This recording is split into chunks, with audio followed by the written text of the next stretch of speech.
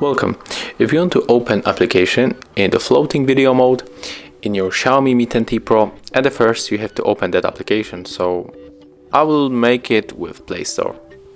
After that you have to click right here, then here, click and hold the application and select this icon.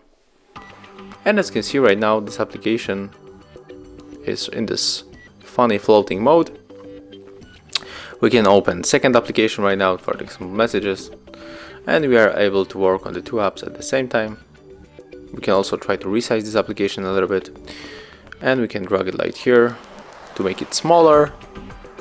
If you want to, use this application more, the same when you go for the left corner, and when you want to open this application, you have to just swipe on the down. At the bottom, I mean. So that's how it looks. Thank you guys for watching. Leave thumbs ups, comments, and subscribe to our channel.